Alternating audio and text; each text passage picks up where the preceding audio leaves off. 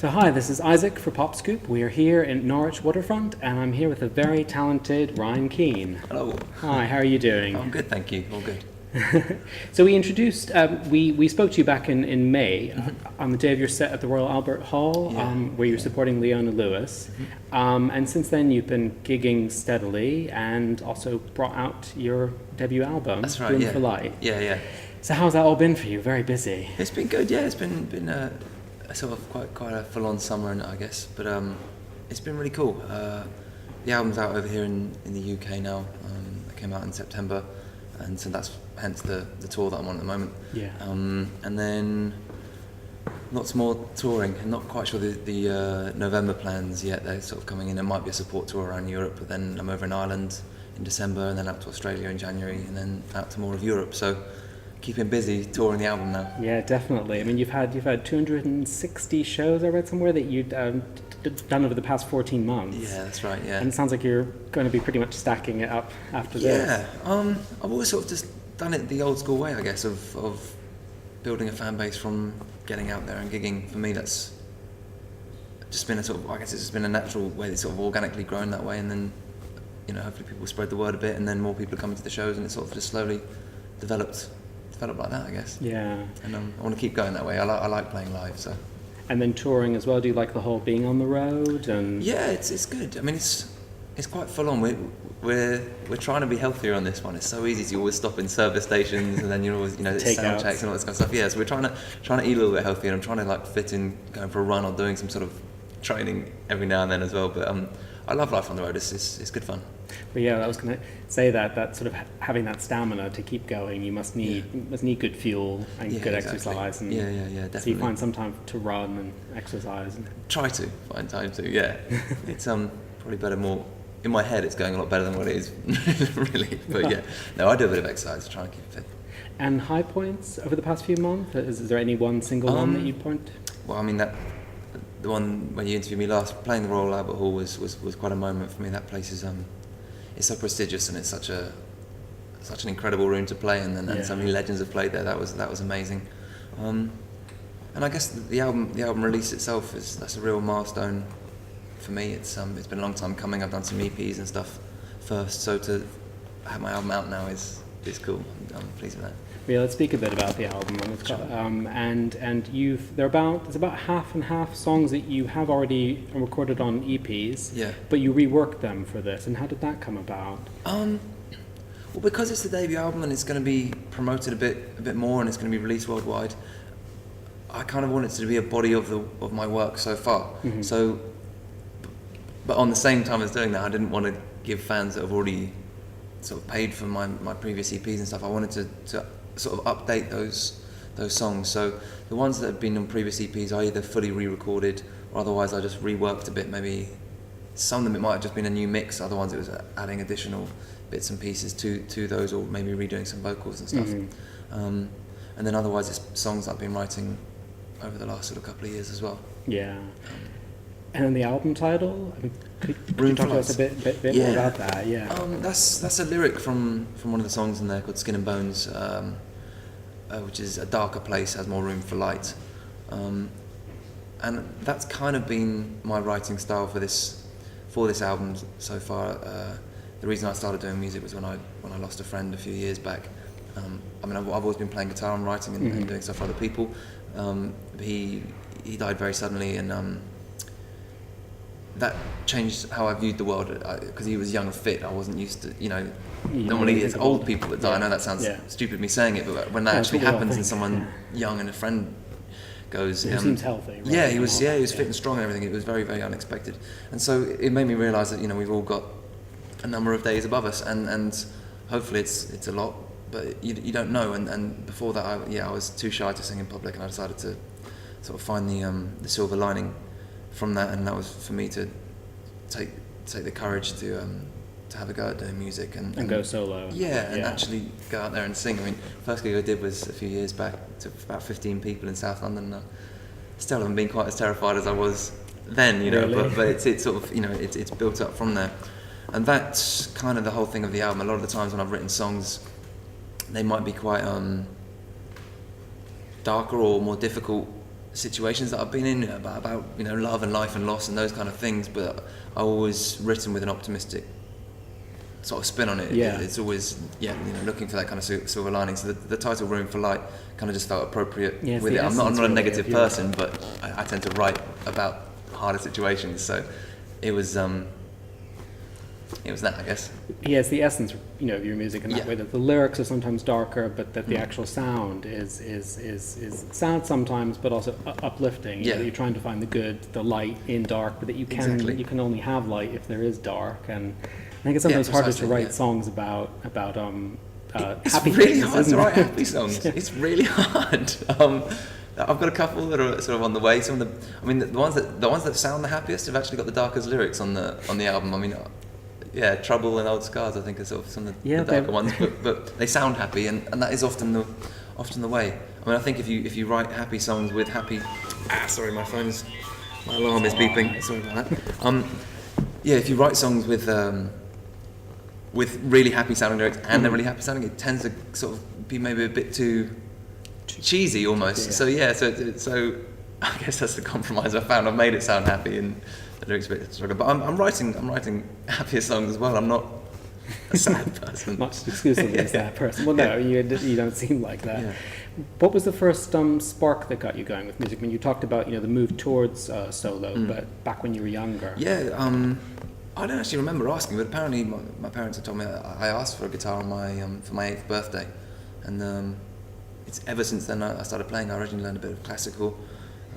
I grew up in South Devon, and there was a guy who moved to the village very close to mine, and he was a surfer from Portugal who knew flamenco, and Is that where your percussive style? yeah, he Okay. taught me flamenco for a couple of years, and we used to surf together and stuff, and that's sort of how it got started with that. And then over the years I learned some sort of English folk, kind of John Renbourn, but Jansch, kind of that kind of stuff, and then I went through a bit of a rock phase during my teenage years. I was in a rock band and stuff, and then when I went to university, when I was writing and playing for other people and doing a bit of session work, and then I sort of finally became solo. So it's been a long time with guitar, but more recently with singing. Yeah, and that percussive style too, that's quite unique. I mean, is that something that came naturally from him teaching you, or is that something that? I mean, how do you decide what songs to use that in? I think that's. Okay.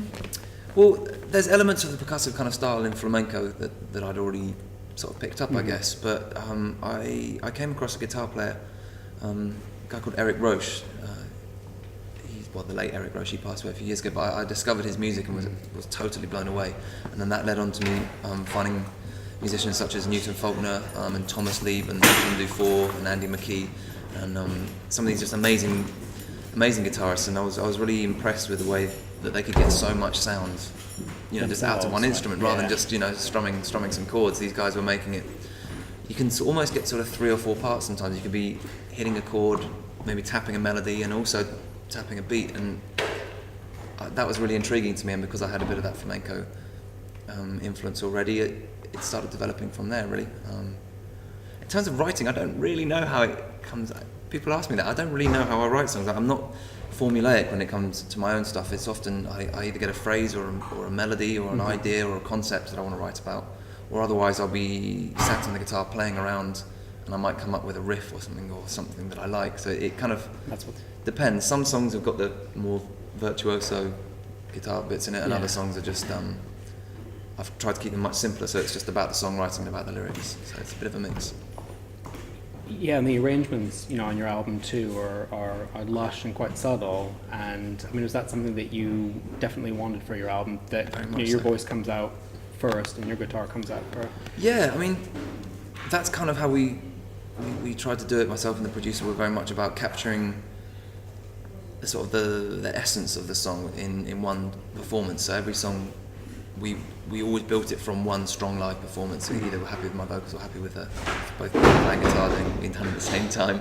And if that went well, then we'd use that as the sort of skeleton, and we'd build the track around that. Yeah. And it's the same thing for live.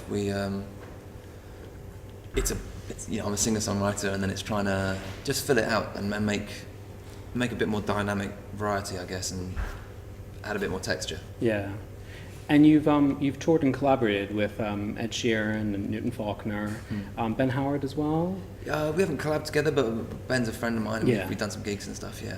And is there somebody else that you'd quite like to collaborate with in the future? Sort of ideal person. I've been lucky enough to work. I mean, there's a guy called Fink. It's spelled F-I-N-K. He's an incredible artist. I've been lucky enough to work with him a bit. He's always been one of my sort of inspirations. I'd love to work with maybe James Blake or Adele or Emily Sandé. Maybe work with those kind of people. They're all phenomenal, and that would be amazing. I'll just sort of see how it goes, really. Yeah. I'm always up for writing. I write with lots of other people, doing lots of different songs, and I write for other artists as well. So I'm always up for writing. And of course, you're promoting the album now. Yeah. But I mean, is there songs that you're working on? Do you already have an EP in mind for after this? Is Yeah. there anything you can tell us? That's the thing. Yeah, I mean, I've already got easily an EP, probably half an album's worth of material towards the next one.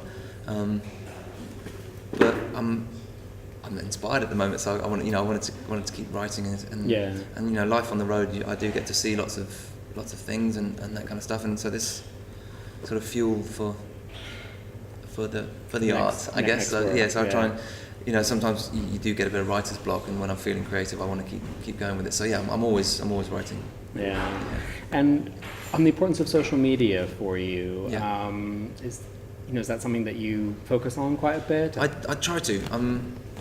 I'm trying to get better at it. I don't think I utilise it as well as many people do, to be honest. But I reply to everyone on Twitter and Facebook, and I try and interact and do quite a few posts every day with people. It's a really good way to sort of be in touch with fans or people who are intrigued by your music. Yeah, and feedback, I guess. It's too, great. to have Exactly. That sort of and it's all feedback. around the world. I mean, I've always preferred face to face. I like to be able to meet people and have a chat normally, but obviously that's not realistic if things blow up. So it's a cool way to be able to talk to anyone in the world at any time. It's a really useful tool, the social networks. You have that fan in Sao Paulo that says, Exactly. this means a lot to me, this song, and you're amazing. And in the past you wouldn't have really known. There's no way of knowing, so, exactly. I mean, I sometimes do Ustream gigs where I just do it in front of a laptop and stream it live, and I've asked where are people tuning in from, and it will be all around the world, which is really cool. It's something that couldn't happen 20 years ago, so it's really nice. Yeah, and it's you in your own space. It's just sat in the bedroom doing a gig. Yeah. So you actually have people coming to you. You don't necessarily have to go out. Remember, This is true.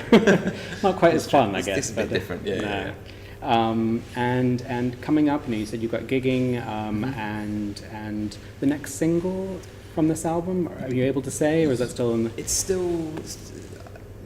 We're hinting towards "See Me Now," but it's not totally confirmed yet. I mean, it's a hard one. I don't really know how to pick it. I'm up for that one being used, but I stand by all the songs on the album. I'm happy with the album, really. So it's sort of it's my manager and the sort of team of people around me probably know the industry better than I do. So I'm letting them have a bit of a say as well. I'm happy with whatever to be released, really.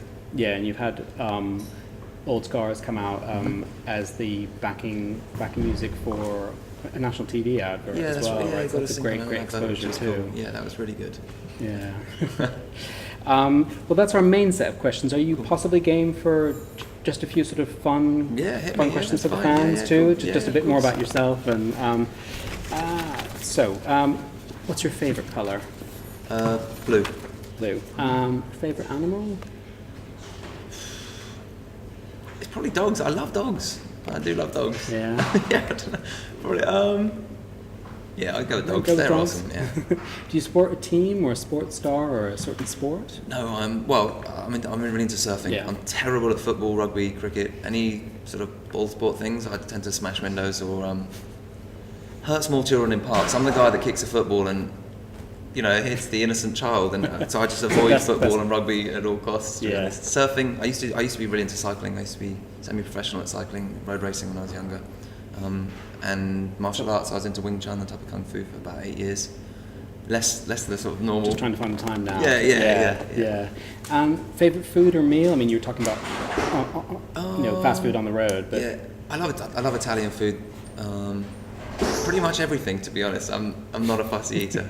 I love food. That's good. Favorite film of all time? Ooh.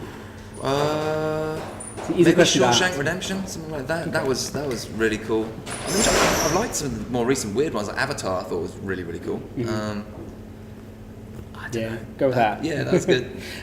First album you ever bought with your own money? Sorry, my phone again. Sorry about this. Hello? First album I ever bought would have been. I can't remember the first album. The first single I bought was "Gone Till November" by Wyclef Jean, Ah, yes. which was yes, several years ago.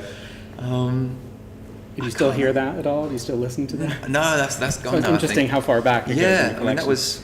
I think that was the first single I bought. I think the first one I got given was. Do you remember "Brimful of Asher" by Corner Shop? Oh, yes, I yes. got given that on cassette. Was the first thing I got given, but I can't remember the first time. It might have been a Bob Marley one. Maybe I think it might have been Bob Marley. I think. I'm not sure. Okay. A song that you have on constant repeat at the moment? That'd probably be "Retrograde" by James Blake at the moment. We've been listening to that heavily in the van. Yeah. The last book you finished? I don't even know. I haven't read a book in ages. Why? That's terrible. No, that's not the point of this, to get it out there. Yeah, no, that is. Just finding the time. Yeah, no, I haven't. I mean, I've been watching a series recently called Breaking Bad. I've been fairly obsessed with that, but I haven't had any books recently. Yeah, it's hard to Sorry. find the time for both series as well as Exactly. that. Your favorite item of clothing right now?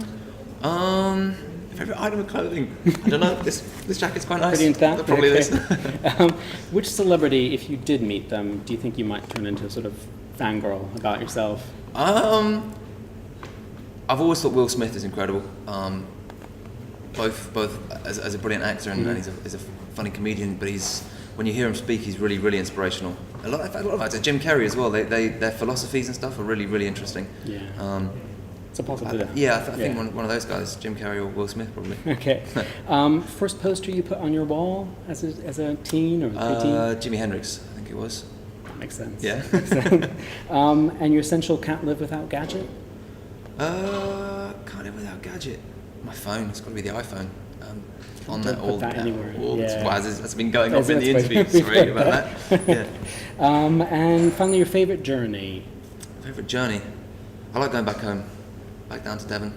Once I get back down to back at Christmas time is really nice. And the life motto at all? Anything that pithy? Life motto. I'm very much of the live for the day kind of thing. I've got memento vivere tattooed on my arm, which means remember to live in Latin, and I'm kind of about that. I don't like the term YOLO, but you only live once because I think it's been overused. But you got your that kind of essence of carpe diem or whatever people would say. I'm a believer in that. Okay, well, thank you so much for speaking to us, Ryan. My pleasure. Thanks for having me. And all the best of luck with the album and the next singles. Cool. And it's great talking to you. Excellent. Thank you very much. All right, thank Cheers. you. Thank you.